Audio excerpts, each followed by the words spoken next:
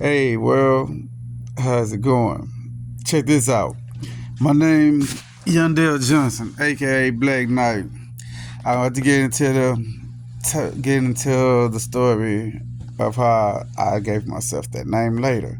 But right now, I want y'all to follow me with what I'm about to tell y'all.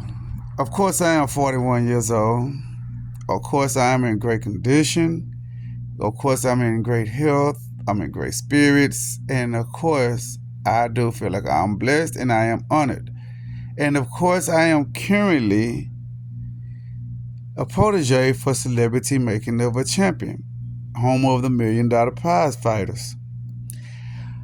So, with that being said, y'all should know that I am just not no ordinary individual. As far as they just not gonna go and pick anyone to get into this competition. No, this competition, it actually comes with a purpose. It actually stands for something. It actually enlighten the world on the real fighters out there. But a lot of folks ask me, dude, you're 41 years old. Why are you still boxing? Why are you still trying to box? What if you get hurt? What if you get injured? You know, that's cool. But your thoughts, your negative thoughts, I understand they're only concerns and they only worries. But more, I feel like you're trying to insult my character because of my age and not my talent and not what I'm blessed with. I feel like I can achieve my goals because one, I believe in myself. I have faith in myself, undoubtedly. And I feel like everything happened for a reason. And I feel like I am chosen to do this. So this is not something I just went to sleep and woke up and said, "Oh, this is what I'm going to do. I'm going to box at 41 years old. I'm going to box and just start training." No, this is something I've been doing for years. This is something that I've been quiet behind the scenes working with for years. I've worked with a lot of intelligent people dealing with this boxing industry, and I also worked with a lot of unintelligent people in this boxing industry. I have witnessed the good, the bad, and the ugly. All capital. The good, the bad, the ugly side of boxing. I haven't got discouraged yet. I mean, yeah, my first two fights, they started late. My first fight, it went the distance. My second fight, I got KO'd or KO'd, and there's no excuses for anything. But the one thing that I made up in my mind on the second fight was I can do this. I can actually do this. So when I say I can actually do this, I mean, let me tell you, 2011, before then, I was trained with Roscoe Hill, and we was working with George Foreman and his son, George Monk Foreman the third. I built a great relationship with them guys as business and, as friends. And I learned a lot through them. I did a lot of horse training, a lot of horse sparring, everything. So I'm thinking, oh, here I go. I'm finna have my first debut, and I'm already high and everything. This is when I was in my 20s still.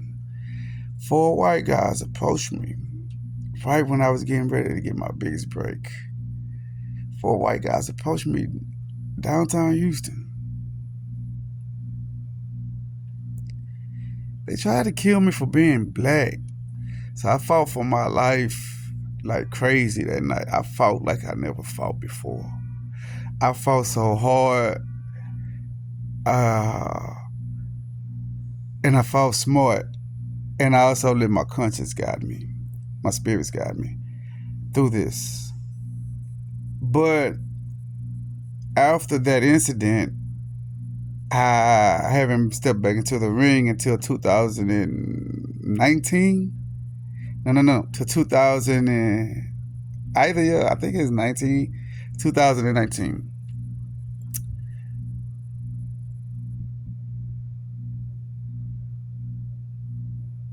Yeah, about 2019. But anyway, I had stepped into the ring and 2000. I didn't know if I really wanted to do it or not. I had a conversation with Big George before then, and he persuaded me to get back and never give up on myself. So that's how I got back into the boxing industry. I was working with George during one of the floods, one of the hurricanes out here in Houston, and talked to him and everything. He gave me some words of encouragement. So I knew I had to get myself together, and in Houston, it wasn't it. My opportunity, I had to fly out of town, out of state. This is 2016 when this happened. It's years before the fight, a couple years before the fight, before my first fight. So I flew out to Vegas just to get away from this, this dark space out here in Houston, get my mind cleared and everything, start training, start going. So, and while I was going through my journey of coming back and rehabilitating my body and mental to do this, I had folks making fun of me. I had folks telling me what I could and could not do. Nobody wanted to see my vision. Nobody understood what I was doing. It was just like I was the biggest joke of the town. But I never gave up. I just kept pushing. I just kept pushing. I told myself, I know there's going to be sacrifices, but is this what I really want to do? So I had one foot in, one foot out, not really sure. So I thought I was actually ready on my first fight when I fought Juan Torres. He's a good fighter. But Juan Torres was my first fight back. It was so many obstacles before that fight. And I still walked into that ring with my head up high, knowing that, that anything physically, conditionally, could have been major, but it wasn't. I went and got checked. I went and got all my blood work done. I went and got my CT head scan. I went and did everything accordingly, and everything came clear. Everything was clear to go. I was ready. So we get out there, we fight. I had my first fight. All right, we made it all the way to the decision. I felt like I did damn good. I haven't been fighting all this time. But my first two fights, I only took those two fights because I wanted to see if this is what I was really wanted to do, or was I wasting my time. Even when I experienced my knockdown on the second fight, mind y'all, both of them, the guys that I fought my first two fights were southpaws. And I had no experience with the southpaws at that moment, but I put my mind together and I worked it as best as I could. But anyway, back to the story. Once I realized after the knockdown in my second fight that I could actually take a punch, I could actually do this, I could just keep pushing. So I go back to Vegas, back and forth from Houston to Vegas, training, working with guys, getting myself known. Even though people was watching me, they would some people tell me, oh, this, and I couldn't do that. I was working with Kelsey Banks. He was good with me at the time. I worked with a lot of good people. So, I had told myself there's going to be a lot of obstacles and there's going to be a lot of people doubting me. I want myself for this. And next thing I know, this situation, it was like my job, everything, all them doors was closing. But the more I stepped into the boxing industry, all those doors was opening. Now, I've experienced so much to the point to where I could have just gave up, I wouldn't even be in this competition if I would have just gave up. Celebrity making of a champion. Thank you, Ms. Gwen, for having faith in me as I have faith in myself.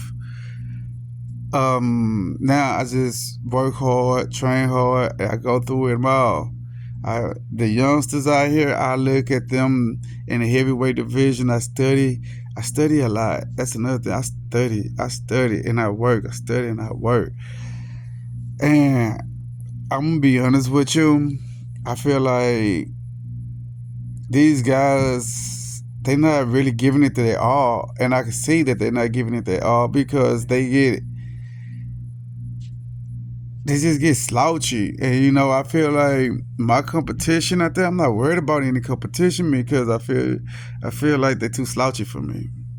I feel like they're too slow for me, and I feel like they get fatigued too quick for me. I'm not bragging and boasting on myself. When that time comes, the world will see. But right now, I'm just saying this.